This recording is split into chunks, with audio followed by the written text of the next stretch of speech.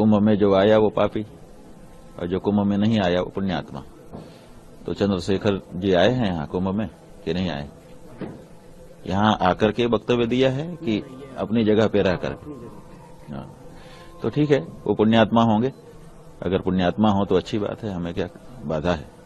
और हम लोग यहाँ आए हैं तो निश्चित रूप से जाने अनजाने कोई दोष पाप होता है, उसका निवारण यहाँ होता है, ऐसी हमारी श्रद्धा है और ऐसा हमारे शास्त्रों का उल्लेख है। तो हम आए हैं यहाँ पर अपनी भक्ति भगवती गंगा यमुना त्रिवेणी को समर्पित कर रहे हैं और हमको बड़ा आनंद है। ठीक है, अगर हमारे कोई पाप हैं तो वो नष्ट हो जाएं, इसका अगर उद्योग हम कर रहे हैं तो इसमें किसी को कोई बाधा नहीं होनी चाहिए। और जो ये मान रहे हैं कि वो तो उन्होंने तो कोई पाप किया ही नहीं, निष्पाप हैं, तो ऐसे निष्पापी व्यक्ति का तो बहुत आनंद है। हम लोग तो दर्शन करना चाहेंगे। अनुरोध है रावण जी हम लोगों को दर्शन दें। आज ऐसा कोई दावा करने वाला व्यक्ति उत्पन्न हो गया कि मैं निष्पाप हूं पूर्ण रूप से, ये कितनी बड़ी बात है। उनके बारे में तो शोध की जानी चाहिए, उनके बारे में तो विशेष चर्चा की जानी चाहिए। नहीं, पूर्ण निष्पाप। हम लोग तो सोचते थे कि बड़ा कठिन है, नहीं, लेकिन कोई दावा कर रहा है कि मैं पूर्ण निष्पाप हूं तो अच्छी बात है। नहीं, मैंने कहा कि जिन्होंने पाप किए, मैं यहाँ जहाँ रहता हूँ उससे 50-60 किलोमीटर पर हरिद्वार है और हम बचपन से ये सुनते आए हिंदू धर्म के धार्मिक गुरुओं से कि गंगा जी में जाके अपने पाप धो और पापों से मुक्ति ले लो। ना मैंने पाप किए, मैं तो अपने हक वंचित समाज को उनके पैरों पर खड़ा करने के लिए, उनके साथ जो जुल्म हो रहा है उसको रोकने के लिए काम कर रहा हूं। तो मुझे पाप धोने की जरूरत नहीं है। और रही बात, हमारी पार्टी का स्टैंड स्पष्ट है। जिन संतों गुरुओं महान पुरुषों के रास्ते पे विचारधारा पे हम लोग चलते हैं, हम पाप और पुण्य में बहुत भरोसा भी नहीं करते, हम तो कर्म में भरोसा करते हैं। तो जिसको परेशानी हो वो, जिसकी पार्टी का एजेंडा नहाने धोने का है, जिस पार्टी का एजेंडा जो है धार्मिक एंगल का, उनको परेशानी होती है तो हो, मुझे इससे कोई फर्क नहीं पड़ता।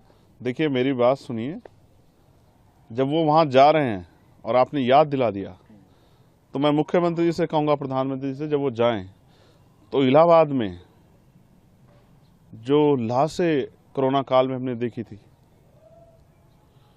उन लोगों के लिए भी जिनका अंतिम संस्कार भी नहीं करा, उनके लिए भी प्रार्थना कराएं, क्योंकि वो आपकी सरकार की निकम्मेपन की वजह से हुआ था। आप मेडिकल फैसिलिटी नहीं दे पाए थे।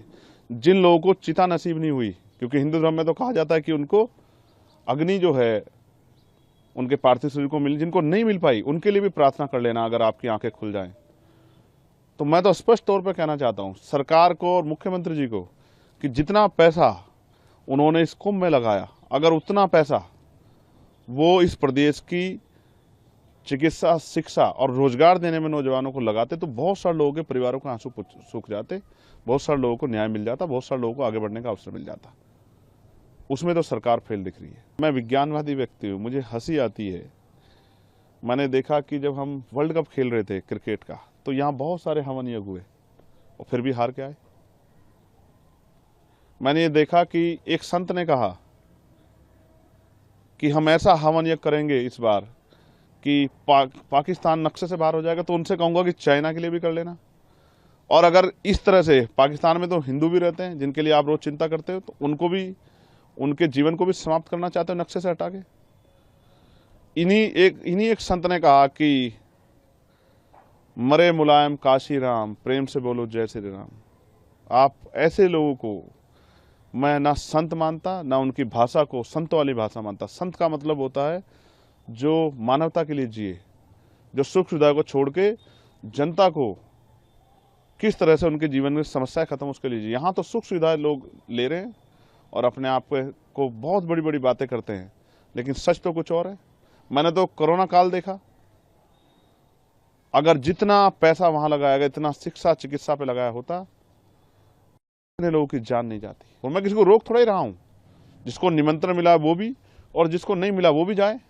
लेकिन मैं याद दिलाऊंगा कि ये संत ही थे जो जब राम मंदिर का शिलान्यास हुआ तो इन्होंने प्रधानमंत्री पे बहुत सारे सवाल खड़े किए थे, इस भाजपा पे सवाल खड़े किए थे, इनके जो है उस कार्यक्रम पे तिथि पे सवाल खड़े किए थे। इन्होंने तो किसी की नहीं सुनी, है तो खुद को आस्था का सबसे बड़ा स्वरूप बताते हैं। मैं तो वैज्ञानिक दृष्टिकोण की बात कर रहा हूँ। मान्यवर काशीराम साहब जो हमारे नेता हैं, मैं आखिरी तौर पर आपसे कह रहा हूँ, मैं उनको गुरु मानता हूँ, मैं उनका चेला। उन्होंने कहा, उन्होंने पंडाल लगाया, उन्होंने कहा जिनको इस जन्म में मुक्ति चाहिए, अपने दुखों का नाश करना है, वो हमारे साथ आ जाएं, और जिनको अगले जन्म की परवाह है वो कुंभ में चले जाएं। तो मैं तो इसलिए आपसे कहना चाहता हूं कि मान्यवर काशीराम साहब ने जो रास्ता दिखाया, अगर दलित, पिछड़े, आदिवासी, अल्पसंख्यक समाज के लोग, मुसलमान, जैन, सिख, बौद्ध, ईसाई, पारसी, उनके साथ जो हिंसा हो रही है, उनके साथ जो जुल्म हो रहा है, उनके अधिकारों पर जो हमला हो रहा है, अगर उनको अपनी समस्याओं से मुक्ति चाहिए, इस जीवन में अच्छा जीवन चाहिए आत्मसम्मान का, तो उनको आजाद समाज पार्टी के साथ, चंद्रशेखर के साथ आना चाहिए, तभी उनका भला हो सकता है। बाकी तो ये तो चलता रहेगा। सरकार जिस एजेंडे की सरकार है, जिस विचार सरकार, वो उस पर काम करेगी, और वो अपना काम कर रहे हैं, हम अपना काम कर रहे हैं। मैं फिर आपको दोहराऊंगा, मैं यहाँ रहता हूँ, मुझसे 60 किलोमीटर पे हरिद्वार है, गंगा जी का स्नान करने लोग जाते हैं। ये हिंदू धर्म के धार्मिक गुरु ये भाषा बोलते हैं, कहते हैं यहाँ स्नान करोगे, डुबकी लगाओगे तो आपके पाप दूर हो जाएंगे, ये हवन यज्ञ करोगे तो आपके ग्रह सब ठीक हो जाएंगे, आपकी समस्याएं खत्म हो जाएंगी, आपका जीवन लंबा हो जाएगा। मैं तो वही बात कह रहा हूँ जो ये कहते हैं। मैंने क्या गलत कहा? लेकिन मैं नहाने धोने की राजनीति नहीं करता हूँ। मैं लोगों को सही पथ पे ले जाके उनके दुखों की मुक्ति के लिए राजनीतिक सत्ता के बगैर, और उनको जब तक आर्थिक सशक्तिकरण नहीं होगा, सामाजिक भेदभाव खत्म, तब तक बदलाव नहीं हो सकता। मैं तो अपने काम पे, अपने उस विचार को, महापुरुषों विचार को आगे बढ़ाने का काम कर रहा हूँ।